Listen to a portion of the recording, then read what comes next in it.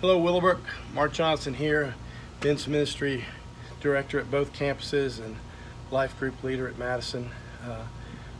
I've been working on a project. Some of the fence builders built this section and the other section around the yard, and then once we got it built, we realized we had a gap I'm trying to fill in. That's my part.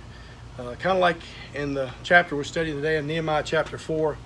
Nehemiah had been commissioned by God to rebuild the wall around Jerusalem, and they had divvied it up into different families. Chapter 3, they had rebuilt the gate structures. Chapter 4, they start building the actual wall up.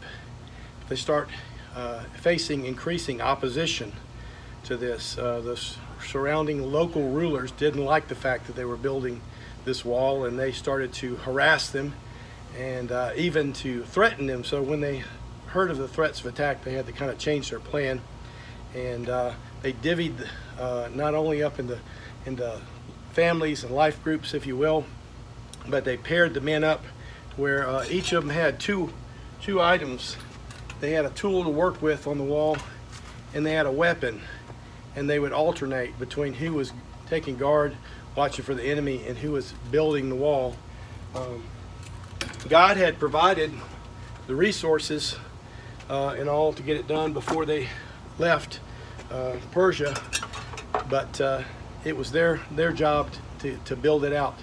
I don't know if you've ever been doing something for God, and all of a sudden you get on track, and then all of a sudden you start experiencing this opposition. You think, wait a minute, I'm actually doing things right now, and I'm starting to make progress. Why am I facing opposition?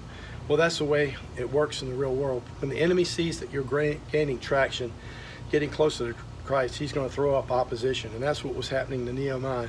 And Nehemiah didn't let him distract it. And from the story, I want to share with you several points that we can learn and glean from this. First of all, if you're experiencing opposition, that can be a good thing. Sometimes God does put obstacles in our way when we're headed the wrong direction.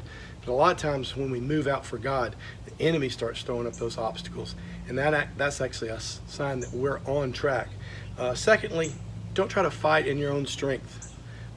When they started to sense this opposition, they prayed to God and sought his direction. And God led them to post that guard, like I just explained, the tool in one hand and a sword in another, so that they could ward off the threats of the enemy. So don't try to do it in your own strength, do it in God's strength. But not only that, but don't try to fight by yourself.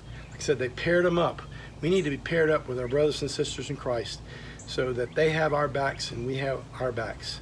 That's what really the life group structures, the women's Bible studies, the men's Bible studies are all small group environments where you can develop friendships. But it's not enough to just be listed on the roll. The next thing is we need to engage in the work. We have our section of the wall to build. And really the first section is letting God build the wall up in our lives, not to wall people out, but to wall out the enemy around our heart, so that our heart is totally engaged toward God.